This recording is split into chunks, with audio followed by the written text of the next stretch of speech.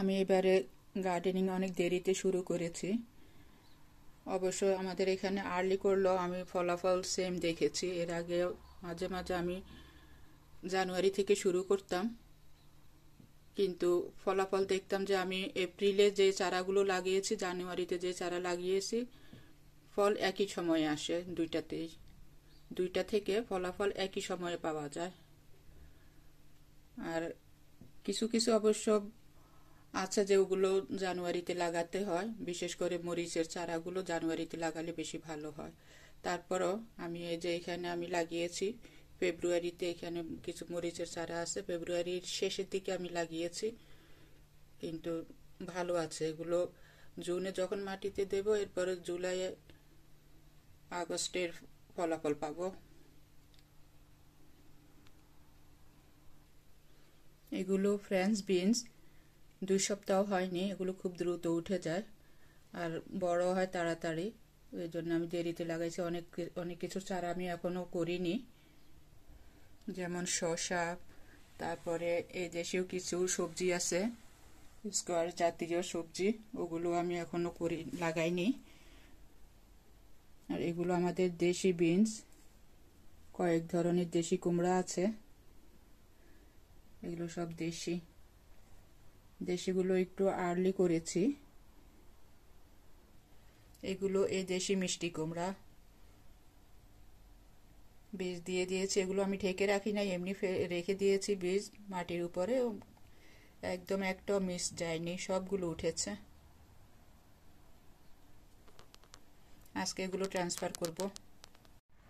এগুলো এই দেশি মিষ্টি কুমড়োর চারা, এগুলো জাস্ট আমি এমনি রেখে দিয়েছি মাটির উপরে, কম্পোস্টের উপরে বীজগুলো রেখে হালকা একটু ঢেকে দিয়েছি, ঢেকে এমনি রেখে দিয়েছি। এগুলোকে আমি কভার করিনি, উঠে গেছে 3-4 দিনের মধ্যেই।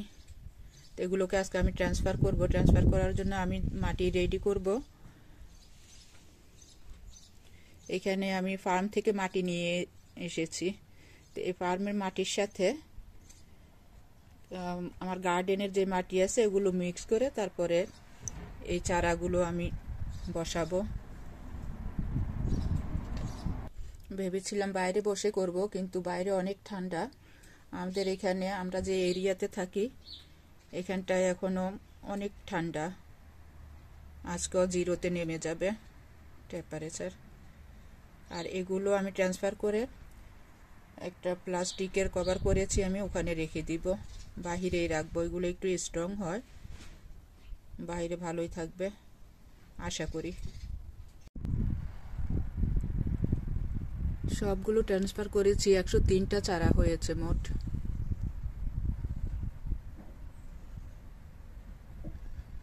এখনো অনেক ঠান্ডা, রাতে 0-তে এসে যাবে। তো আমি এগুলো পরে প্লাস্টিক দিয়ে ঢেকে দিব।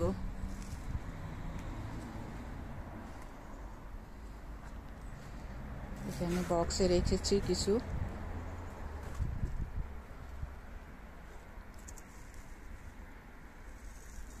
এক 2 ঘন্টা পরে আমি ঢেকে দিব প্লাস্টিক দিয়ে।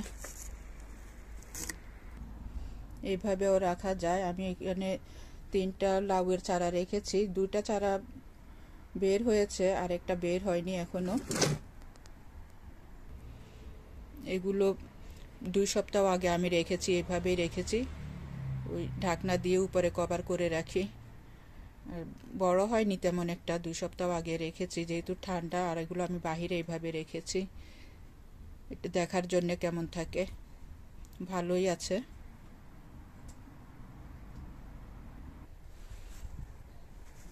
এক মাস আগে আমি এটার ভিতরে এটা বানিয়েছি, বানিয়ে এটার ভিতরে রেখেছি কিছু চারা।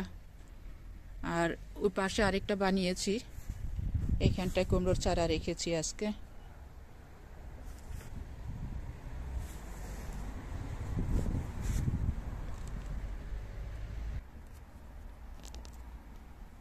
টমেটোর চারা, মরিচের চারা, তারপরে কয়েকটা বেগুনের চারাও আছে।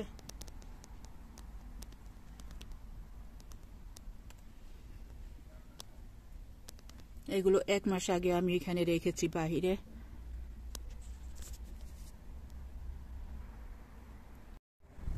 এখানটায়ও কয়েকটা কুমড়োর চারা রেখেছি।